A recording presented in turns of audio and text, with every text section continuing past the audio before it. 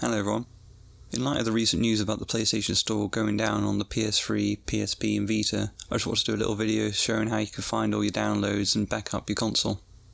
The first step I think that's important is to find all your downloads. Now you can go on the PlayStation Store, but it's really slow at the moment, so actually there's a quicker way you could do it on the XMB, the main PS3 menu. Here we go onto the PlayStation Network tag and account management. Go on that. Transaction management. And you can find your download list.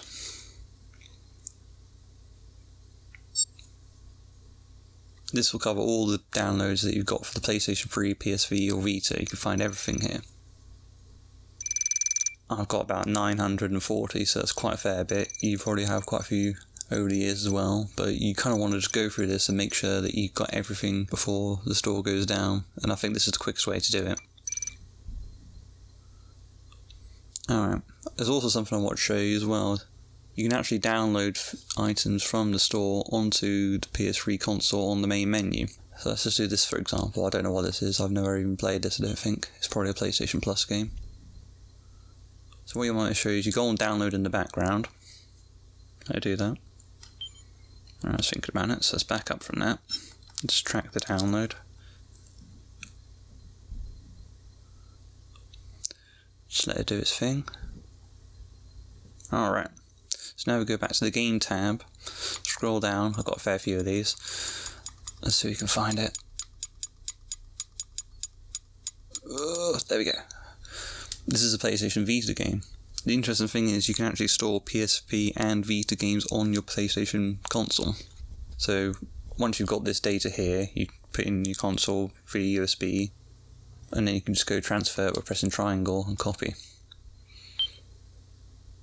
Once you've obviously got it connected. This is just a good way to back up, just in case you did lose them or one of your consoles broken. Here you go, you can go back on your PS3 and there it is. I've done this with many things, games. I've also done it with DLC. You can see I've got the Castlevania, Lord of Shadows DLC here, some Batman ones, and downloads actual PlayStation Network games that I've got. It's just a good way to actually keep some DLC and games just active. Alright, so I want to show you an example of how you can actually go about updating games. Normally when you boot up the game, you'll update it, but there's actually a way you can do it to avoid the installs, because another problem is when you boot up a game it does the install, which could in some games be 5 gig, which could be a lot of space for your PS3 hard drive. There is actually a way that you can just isolate the update, so I'll show you how to do that now. So you press triangle when you highlight the game and then go for check for update. There you go, it's found an update version. Let's do that. So in doing this, let's say if this game had an install of like, I don't know, 2 or 3 gig, you can actually get all the updates isolated on your hard drive and not worry about having to have the install size backed up. Of course if you want to play the game you would have to eventually do the install, but at least this way you have the actual update backed up, which is the content you'd have to download online. When obviously the install, however what size it would be on the disk itself. So alright, so that's done. So we can find that if you go up to Game Data Utility. There we go, there's the Sonic Unleashed that I just installed. And here you can press triangle, you can delete it of course, or you can find the information and you can see what file size it is. That one's not very big, but I've got other ones like this one, the Prince of Persia trilogy. Go on information, that's 3 gig. So you might want to just kind of go through all your updates and installs and just check the file sizes, see what's worth it, see if you've got other games like this which was released on Switch recently, might not need that now. Something to consider. And you kind of just go through everything that you got. Alright, the next thing I want to go through is actually save data. You can actually back up save data without going through the whole backup of the console. So here we go on to save data utility. And here's all my PS3 save data.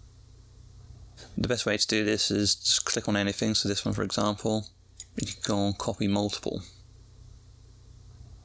Here you get a chance to select all the PlayStation saves that you've got, so just press right, go on select all, had a lot of save data, so it took a while. And there you go, look, all the data that I've got there has a tick. The ones that are grayed out like this, for example, are ones that you can't actually copy. Some you can, some you can't. You'll just have to find out which ones you can, and then obviously just go ahead and do them. So once you've selected the ones you want, I'm not going to select them all again because this will take ages, but let's just go on clear all. Right, we'll copy this one. So go and press right, go on OK. Here you have some options. So you've got obviously the online storage. If you're on PlayStation Plus, you might as well just back everything on there anyway. But if you plug in a USB hard drive, you should find that below. And there you go, it's backed up. Another feature I want to mention was identifying if your games are PlayStation Plus download or they're just ones that you've actually purchased. There's a way you can do that from going into the settings. You can go through each of the games that you got and just check this on anything. I think Resident Evil, that's another one that I did purchase. Let's just double check. Information. I was thinking about it. 5 gig.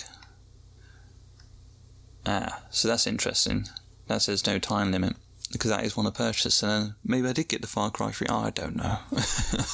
Well, just go through and then see which ones you got. The ones that have where it says expired, like on the Master Reboot here. Scroll down, there we go. Yeah, that's the way you can identify it, because it'll say remaining time, so many days. All them games will be the ones that you've got over the years on PlayStation Plus. Another feature that you might forget is that the PlayStation 3 has themes. You get quite a few free ones, so you might want to just go on the PlayStation Store and check to see if they're available.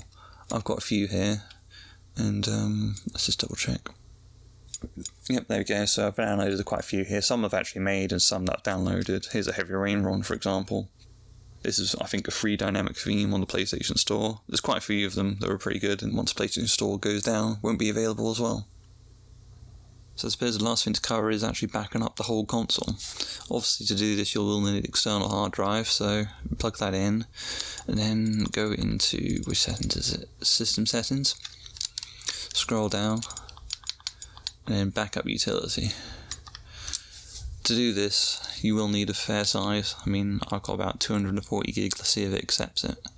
So, when you've actually done the backup, you'll also go back to this menu to restore it. But of course here, we just want to back it up. So let's see what happens when I do that.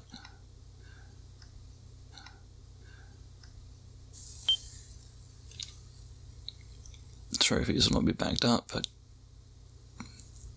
don't think that's a problem.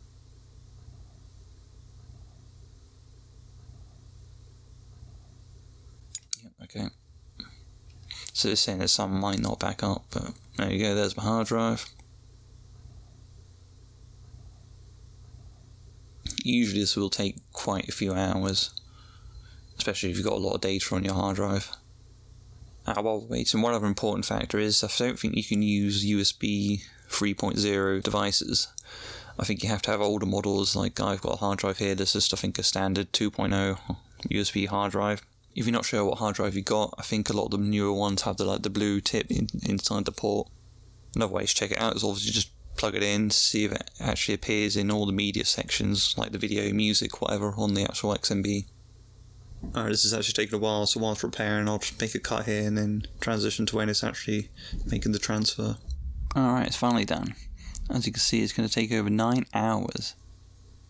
So this is definitely something that you're going to have to dedicate a whole day to, I'm afraid. I've already done this, so I'm going to back out for now, but I hope you found this video useful and you managed to preserve your PS3.